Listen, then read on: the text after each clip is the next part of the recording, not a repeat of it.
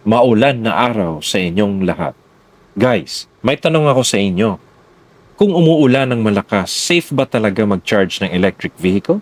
May hawak kang charging connector, basa ang paligid, umuulan ng malakas. Hindi ka ba makukuryente?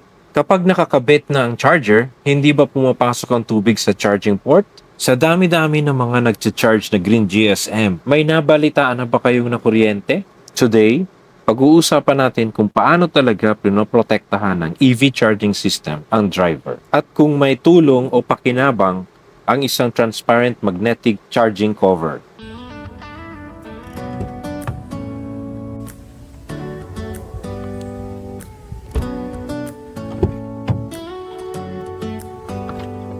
Do you hear that?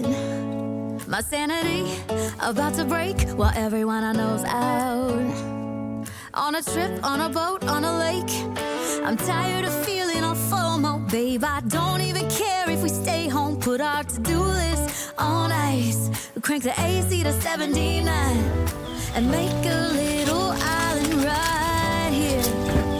And there ain't a palm tree in sight, but there's not a cloud in your blue eyes. If we need a drink, I'll be the bartender. I got a fifth of Patron and a blender, baby. Slipping on a swimsuit is overrated. You don't need a beach to get a half naked. Life's too short, let's not waste it. Cause paradise is wherever we make it.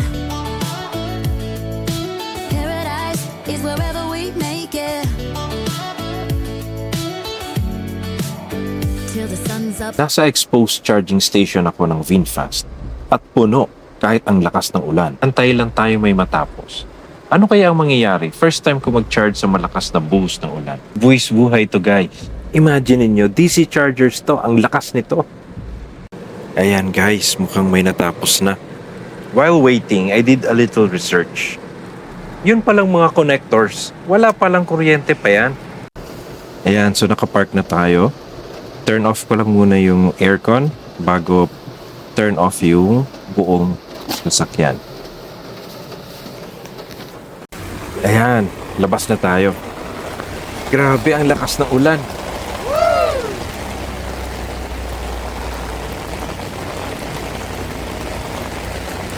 Nakababad yung cord sa tubig.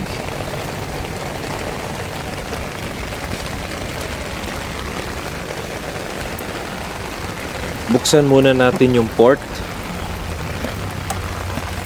Then, alisin natin yung takip. Basa na siya guys, basa na yung port. Oh my goodness! Kukunin na natin yung connector. Ano kaya mangyayari pag plug natin ito sa sasakyan? According to my research, hindi ibig sabihin na pagpasok ng plug, biglang dumadaloy na agad ang full charging power. Ibig sabihin, wala pang dumadaloy na kuryente dito sa cord. Ito ang dahilan kung bakit walang spark na nangyayari. Ayan, nag-uusap na yung charger at yung EV.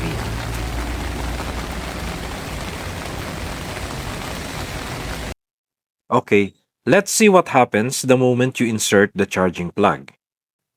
The plug is mechanically locked. Power pins, ground pins, and control pins are connected. Kaya hindi siya basta-basta nabubunot. Then, mag-uusap na yung dalawa, yung charger at saka yung vehicle. Mag-uusap sila through the control pilot. Low voltage signals are exchanged between the charger and the car via the control pilot line. Ano ang pinag-uusapan nila? The safety checks actually happens. Is the plug properly connected? Is the cable okay? Is there any ground fault? Is the vehicle ready? Is it safe to deliver the power? So both the charger and the VF5 run safety checks to make sure everything is normal and safe. Yun ang hindi alam natin. Meron palang safety checks na nangyayari sa loob before the handshake happens. No? Meron tayong tinatawag na handshake. Ibig sabihin, nagkaroon na sila ng agreement na okay na lahat. So once all checks are passed, the handshake is complete. The charger is now allowed to prepare the power. The charger then closes its internal relays. It is now ready to deliver the power but not yet at full current. So hindi pala siya full blast agad. The power is now sent to the car at the level agreed during handshake. Current is controlled gradually. Merong pagkakaiba ang fast charger at saka ang slow charger. Fast charger ay yung DC charger, nangyayari yung conversion from AC to DC sa loob mismo ng charger. While pagka yung mga wall chargers natin, the AC, pumapasok sa car, dun sa loob ng onboard charger, nangyayari yung conversion from AC to DC. After the conversion, the energy flows safely into the battery. You will see the charging indicator on the car or on the charger. Now, throughout the whole charging session, both the charger and the VF5 continuously monitor all parameters for safety, the temperature, the battery status, the safety checks, and the power and the current. Now, what about the rain? Now here's the part that worries many people. What if rain gets into the charging port?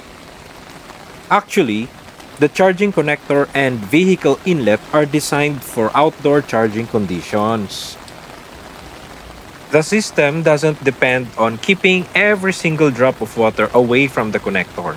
The connector has physical protection, sealing and drainage features, while the vehicle and the charging equipment have electrical safety monitoring. So yes, moisture can be present around the charging area.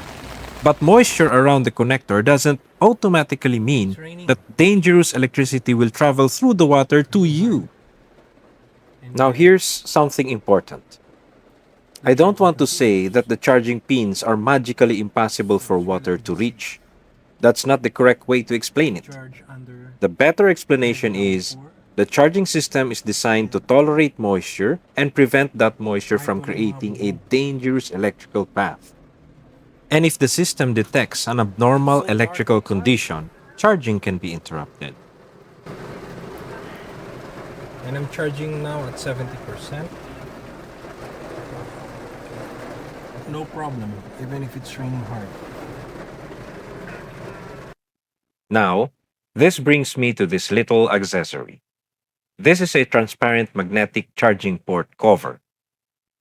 What I like about this is that it acts like a small umbrella over the charging port. It's not replacing the car's safety system. It's simply giving the charging port another layer of protection from direct rain. Instead of the rain falling directly onto the charging area, the cover helps deflect it. Just be careful not to choose a cover that completely seals the charging port like a plastic bag. Why? Because if water gets inside, you want it to have somewhere to drain. So ideally, the cover should protect the top and sides while allowing water to drain downward. And the magnets should ideally be positioned around the body of the charging port area, not interfering with the charging connector or locking mechanism. Okay, so we're done charging. Alisin na natin.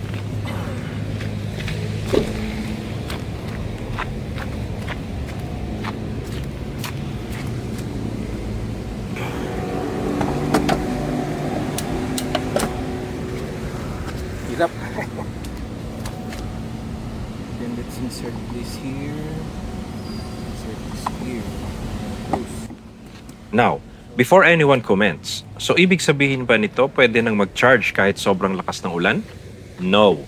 A weather-resistant charging system doesn't mean that every charging situation is safe. Kung nagbabagyo, wag na kayo mag-charge. If the charging equipment cable, connector, or outlet is damaged, don't use it. If there's flooding or standing water around the charging equipment, don't take the risk. Wag niyo akong gayahin. Ginawa ko lang ito para may maipakita sa inyo.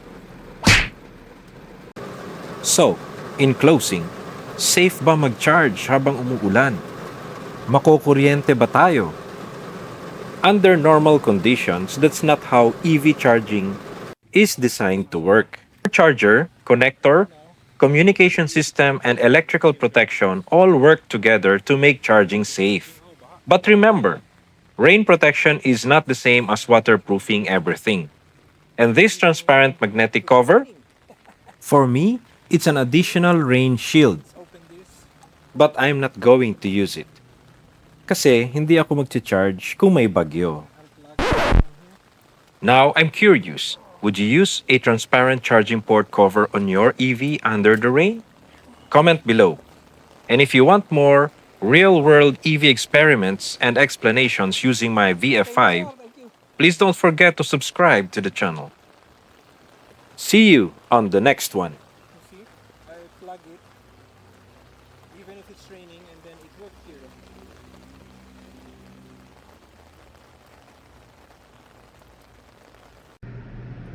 2 minutes to go. I would like to thank my wife who never permitted me to charge under a heavy downpour. I hope she gets to watch this and forgives me. I would also like to thank my growing subscribers. Because of you, I'm asking myself, what am I doing here? Parang ang tagal naman yata ng 1 minute.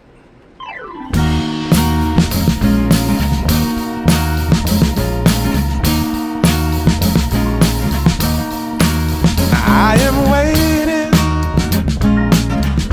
for a bus at the end of the night under street lamp.